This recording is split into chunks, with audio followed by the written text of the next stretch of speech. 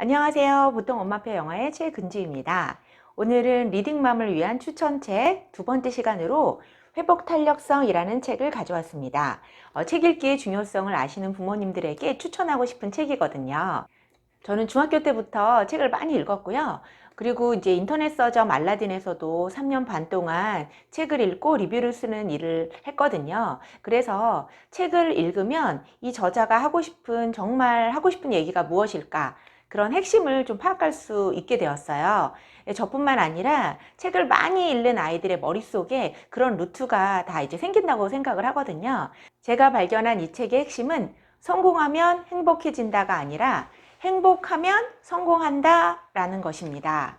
네, 우리가 보통 아이에게 영어를 시키는 이유가 뭐죠? 아이들이 영어를 통해서 또 성공하면 행복해질 거라고 믿고, 네, 그래서 저희가 이제 아이에게 막 영어를 시키는데요. 사실은 그 반대라는 거를 이 책을 읽으면서 깨닫게 되었어요. 그러니까 성공을 하면 행복해지는 게 아니라 행복한 사람이 성공을 한다는 거죠. 이 책에서 김주환 교수는 위인들이 역경에도 불구하고 성공한 것이 아니라 역경 덕분에 성공한 것이라고 얘기를 하면서 이 책을 시작하거든요. 우리가 생각한 상식과는 좀 다른 것 같잖아요. 위인들이 역경에도 불구하고 성공했다고 생각했는데 사실은 그 역경이 걸림돌이 아니라 오히려 디딤돌이 됐다는 거죠. 그래서 성공을 하려면 이런 실패나 고난은 필수라는 거예요. 왜냐하면 그런 실패나 고난을 통해서 무엇을 배우죠? 네, 여러 가지 인간관계라던가 아니면은 겸손함이라던가 아니면 더 성공할 수 있는 지혜 같은 걸 얻거든요. 그런 실패가 없었다면, 그런 역경이 없었다면 얻을 수 없는 것들을 얻게 되는 게 바로 실패예요. 그래서 실패가 나쁜 것만은 아니라는 거죠. 실패가 오히려 실패를 당했을 때 거기에 주저앉아서 울고 있다면 나쁜 거죠. 하지만 그 실패를 디딤돌을 삼아서 실패를 통해서 뭔가를 배워서 더 자기 자신을 발전시켜야만 사실은 성공에 이를 수 있거든요. 그래서 이 책에서 김주환 교수는 이런 어려움에도 불구하고가 아니라 어려움 덕분에 이제 성공을 하려면 뭔가 어려움을 당했을 때 회복을 하고 더 높이 뛰어오를 수 있는 능력을 가져야 되잖아요. 그것을 회복 탄력성이라고 불렀습니다. 바로 이 책의 제목이죠. 자, 이 회복 탄력성이라는 개념은 어떻게 발견되었을까요? 바로 심리학자 에미 워너를 주도로 한 카우아이 섬의 종단 연구에서 발견되었습니다. 종단 연구라는 것은 아이가 태어나기 전부터 이미 산모를 대상으로 해서 사실은 실험 대상을 정한 거예요. 그 하와이의 카우아이 섬은 옛날에 1950년대에는 아주 가난했대요. 이 카우아이 섬에서도 가장 최악의 가정 환경을 가진 아이들이 있는 가정을 선택한 거예요. 한 200여 가정을 선택을 했는데 그 아이들이 이제 몇십 년이 지나면 다 이제 실패한 인생을 살지 않을까라고 기대를 한 거죠. 그런데 정말 놀랍게도 200여 명의 아이들 중에서 3분의 1에 해당하는 아이들은 아주 유복한 가정에서 자란 아이들처럼 너무 훌륭하게 자란 거예요. 저희 부모님들이 꿈꾸는 공부도 잘하고 열심이고 항상 적극적이고 긍정적이고 다른 사람들을 돕는 그런 아주 밝은 아이들로 자란 거예요. 그렇게 불행한 가정 환경 중에서도 말이죠. 정말 놀랍지 않나요?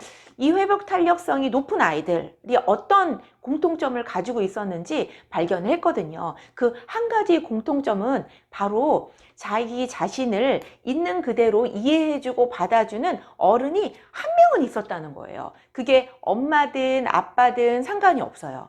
예. 그리고 할아버지든 할머니든 삼촌이든 선생님이든 상관이 없지만 누군가 그 아이의 성장 과정에서 그 아이를 있는 그대로 믿어준 사람이 한 사람은 있었다는 거죠. 회복 탄력성은 삶의 어떠한 역경에도 굴하지 않는 강인한 힘의 원동력 인 것이죠.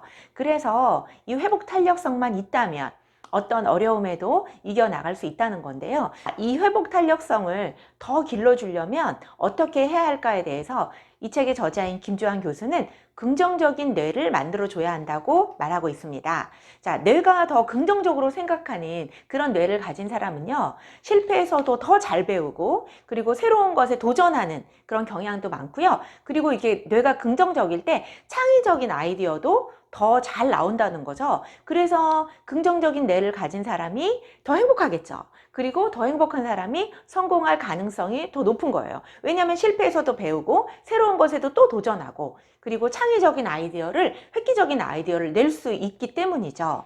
제가 이 책을 읽으면서 가장 놀랍게 발견한 부분은요, 바로 사람마다 행복의 기본 수준이 있다는 거예요. 이것은 긍정 심리학의 창시자인 마틴 셀리그만 교수가 얘기한 거예요. 행복의 기본 수준이 뭐냐면 사람들의 각자마다 어떤 행복의 기본 수준이 있는데, 아무리 정말 기쁜 일이 일어나도, 정말 인생에서 좋은 일이 이렇게 막 일어나도 행복이 이렇게 올라갔다가 일정한 시간이 지나면 다시 이렇게 내려온다는 거죠. 예, 우리가 뭔가 대단한 성취를 이뤄도, 그쵸? 뭐 대학에 합격한다던가, 뭐 정말 사랑하는 사람 결혼을 한다던가, 내가 원하는 목표에 이룬다던가 하더라도 일정한 시간이 지나면, 심지어는 한 며칠만 지나도, 아니면 몇 달이 지나면 자기의 기본 행복 수준으로 내려온다는 거예요. 그리고 굉장히 불행한 일을 당해도, 정말 마음 아픈 일, 힘든 일, 어딘가 다치거나 아프고 이런 모든 불행한 일을 당해도요, 일정 시간이 지나면 행복의 기본 수준에 다시 도달한다는 거죠. 자, 그래서 이 셀리그만 교수는 행복의 기본 수준을 높여주는 거, 이게 중요하다고 얘기를 합니다. 자, 그러면 이 행복의 기본 수준이 항상 더 높은 사람이 더 행복하겠죠? 행복의 기본 수준을 높여주려면 어떻게 해야 할까? 제가 책에서 직접 읽어드리겠습니다. 무엇보다도 진정한 행복의 핵심은 자신의 강점을 발견하고 그것을 발휘하며 살아가는 것이다. 자신이 잘할 수 있는 일을 통해 즐거움과 성취와 보람을 느끼는 것이야말로 진정 행복한 삶이다. 강점을 발휘하는 삶을 통해서 우리는 행복의 기본 수준을 점차 끌어올릴 수 있다. 네, 그래서 우리가 그런 약점을 막 이렇게 보완해가지고 행복해지는 게 아니라는 거죠. 사람마다 자기가 타고난 강점이 있잖아요. 자기가 좋아하는 거, 잘하는 거, 그거에 집중을 하면서 그것을 일상생활에서 매일매일 실천해 나가야 더 행복해지고 행복의 기본 수준이 이렇게 올라간다는 거죠. 자, 저도 생각해 보면 제가 좋아하고 잘하는 일을 찾아서 지금 제가 굉장히 행복하거든요. 그게 사람마다 그런 것들을 다 타고나는 부분이 있는 것 같아요. 자기가 잘하고 좋아하는 부분은 사람마다 타고났는데 그것을 어떻게 개발시켜가지고 자기의 일상생활에서 자기의 일로 만들고 자기의 직업으로 만들고 그렇게 하는 게 중요하죠. 저도 제가 무엇을 잘하는지, 무엇을 좋아하는지 그런 걸 찾아내기 위해서 20대부터 여러 직장을 다니고 여러 가지 일들을 막 도전해보고 해봤거든요.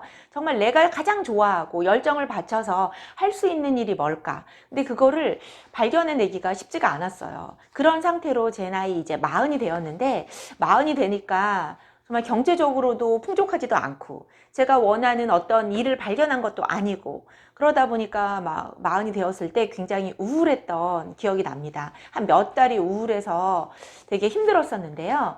제가 지금의 하고 있는 일을 찾게 된 그 계기는 제가 크리스찬이기 때문에 사실은 40일 작정 기도를 했어요. 네, 새벽마다 40일 동안 나가서 하나님께 기도를 했습니다. 제가 무슨 기도를 했냐면 하나님이 저를 창조하셨잖아요.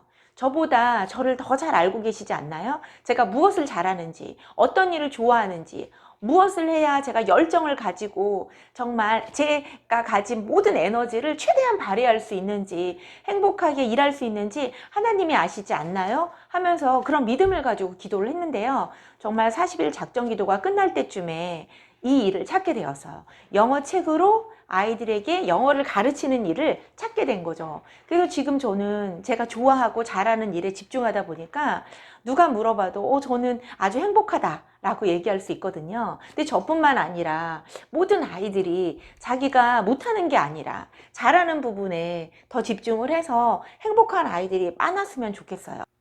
우리나라 10대, 20대 청년들의 사망 원인 1위가 좀 자살이라고 하거든요. 누구나 잘하는 거는 한두 가지 타고난 게 있을 거라고 생각을 해요. 그 잘하는 것에 더 집중해서 그것을 칭찬하고 격려해주면서 키워내면 아이의 행복 수준이 높아지고, 아이가 더 행복하면 더 성공할 가능성도 높아지니까 우리 부모님들이 원하는 것과 아이들이 원하는 것이 이렇게 같이 갈 수 있다고 생각을 합니다. 이 자기계발서는 이렇게 요점 정리만 듣고선 다 알았다 생각하시면 사실 안 돼요. 예, 자기계발서는 그걸 읽고 실천을 하려면 자기 자신이 먼저 설득되어야 하거든요. 그러려면 이 책을 제대로 처음부터 끝까지 읽어야지만 도움이 돼요. 이 책은 자기계발서지만 추리소설처럼 아주 흥미진진하게 읽을 수 있었어요. 그 독자의 호기심을 불러일으키는 능력이 대단하더라고요. 여러 가지 그런 심리 연구, 그런 사례를 적절하게 배치하면서 독자들이 이제 그러면 어떻게 되는 거지? 어떻게 해야 되는 거지? 하는 거에 대한 답을 적절하게 잘하고 있어서 꼭 읽어보셨으면 좋겠습니다. 그러면 자녀를 더욱더 행복하게 키우는데 부모가 어떻게 해야 되는지 배우실 수 있을 거예요. 행복한 아이가 더 성공하기 쉽다고 했죠? 모든 아이들이 행복했으면 좋겠습니다. 그러면 다음 시간에 만나요.